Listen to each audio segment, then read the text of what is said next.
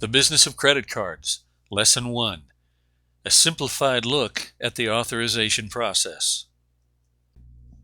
In this video, I'll give you a simplified high-level overview of the credit card authorization process. I'll use a basic scenario. This is where a customer is making a purchase in person at a physical store and is paying for a purchase with his credit card.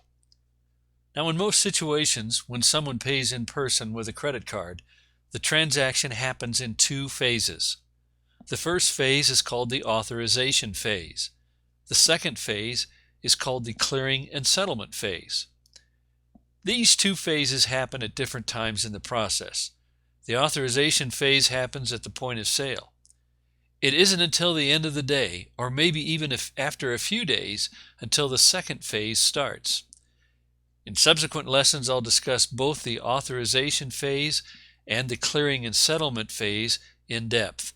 But for the purpose of this lesson, I'm only going to give you a high-level overview of the authorization phase, and only keep it focused on a credit card payment made by a customer in person at a physical store or business. There are other credit card payment scenarios. The most common is the in-person, in-the-store scenario. But some of the other common scenarios are paying for a purchase over the phone, paying for a purchase while online, or paying for a purchase through the mail. In this course, I'll cover all the scenarios, but in this lesson, I'm only going to discuss the most common scenario. In general, the goal and objectives of the authorization process doesn't differ much from scenario to scenario. The big difference is in how the card member data and purchase data is initially communicated from the customer to the merchant, and secondly, where and how that data flows from the merchant to the merchant's financial institution. The entities involved in approving a credit card transaction are the cardholder, the merchant's bank, also known as the acquirer, the credit card association networks, and the cardholder's bank, also known as the issuer. Step 1. The merchant sells some merchandise to the cardholder who wants to pay with a credit card.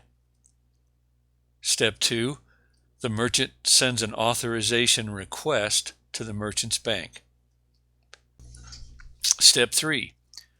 Using a card association network, the merchant's bank sends an authorization request message to the cardholder's bank. Step 4. The cardholder's bank receives the authorization request message. Step 5.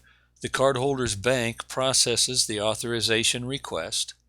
It's at this point in the process where the customer's bank wants to make sure that the card itself is a good card, it's a valid credit card, and 2, that the customer does have enough money in his account to pay for the purchase. Step 6. Using the card association network, the cardholder's bank sends an authorization approval response to the merchant's bank. Step 7. The merchant's bank routes the authorization approval response to the merchant's point of sale terminal. Then Step 8. The merchant's point of sale terminal prints a sales receipt for the customer to sign.